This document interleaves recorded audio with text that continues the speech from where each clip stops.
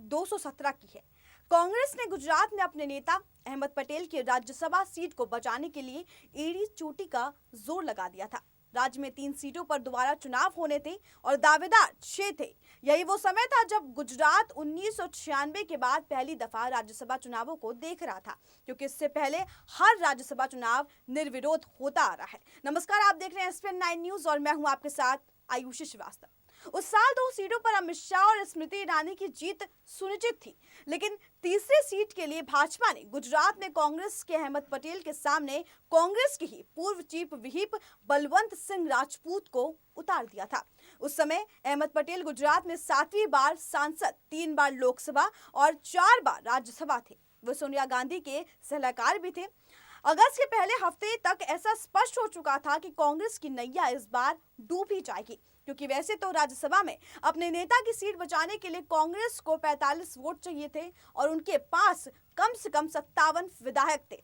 लेकिन 1 अगस्त को इनमें से 6 विधायकों ने इस्तीफा दे दिया, जिसकी वजह से मुकाबला बराबर का हो गया था। जी हाँ, अब ऐसे में कांग्रेस क्या करती? तो इन्होंने अपनी राजनीति का पुराना तरीका अपनाया और भाजपा से अपने विधायकों को दूर रखने के लिए फौरन एक शानदार रिजॉर्ट में किडनैप कर लिया। शर्मनाक बात यह थी कि जिस समय कांग्रेस ने यह चाल चली, उस दौरान गुजरात बाढ़ से प्रभावित था और एक और कांग्रेस के विधायक रिजॉर्ट में नाश्ते का आनंद फरमा रहे थे और दूसरी तरफ उसी समय गुजराती पूरे दशक के सबसे खराब बाढ़ की मार झेल रहे थे। बनासकांठा के धानेरा बाढ़ से सबसे अधिक प्रभावित क्षेत्रों में से एक था। वहीं उस इलाके की कांग्रेस विधायक जयती भाई पटेल अब 44 विधायकों में से एक थी, जो कांग्रेस शासित बेंगलुरु में आराम फरमा रही थी। बता दें कि प्राकृतिक आपदा से निपटने के लिए जब जनता अपने प्रतिनिधि की ओर ताक रही थी, तब उन्होंने अपने फोन स्विच ऑफ कर दिए थे। इन लोगों के लिए अलग से शेफ तक की व्यवस्था की गई थी, जबकि इनके राज्य में तो बाढ़ सबसे ज्यादा प्रभावित था। जनता दाने दाने को मोहताज हो गई थी। बता दें, चुनाव के लिए चली गई चाल का ड्रामा मतदान के बाद भी आधी रात को चला। कांग्रेस ने अपना सारा पैसा, सारी ताकत एक राज्यसभा सीट को बचाने में लगा दिया। इस चुनाव में अहमद पटेल तो जीत गए, लेकिन कांग्रेस राज्य में पूरी तरीके से हार गई। खास बात यह है कि गुजरात में यह तब हुआ जब विधानसभा चुनाव को कुछ ही महीने ही बाकी बचे थे। भाजपा राज्य में 20 साल से सत्ता विरोधी लहर को झेल रही थी। मतदाता का एक वर्ग कांग्रेस रहित राज्य में बड़ा हुआ था, जिसने 20 सालों में प्राकृतिक आपदा, कार सेवकों का जलना, दंगे और एनकाउंटर वाली खबर पढ़ी थी।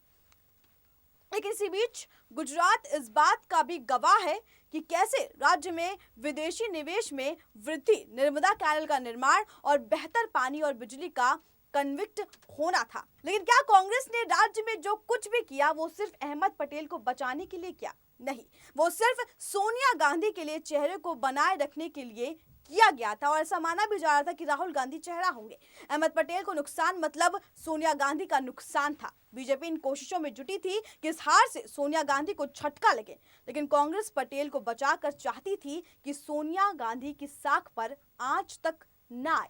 बता दें, एक पार्टी जिसने वर्षों से राष्ट्र के साथ धोखा किया, उसने जब सोनिया गांधी को बचाने के लिए पूरे गुजरात के साथ जुआ खेला, तो ये कोई हैरान करने वाली बात नहीं थी। आपको बता दें कि आज 71 साल के अहमद पटेल का इंतकाल हो गया है।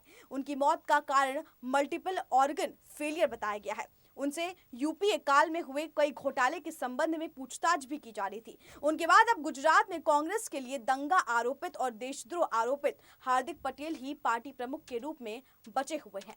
इस वीडियो पर आपकी क्या राय है, हमें कमेंट बॉक्स में जरूर बताएं। अगर आप ये वीडियो फेसबुक पे देख रहे हैं तो लाइक और शेयर करना ना भूलें, और अगर यूट्यूब पे देख रहे हैं तो लाइक और शेयर और सब्सक्राइब जरूर करें।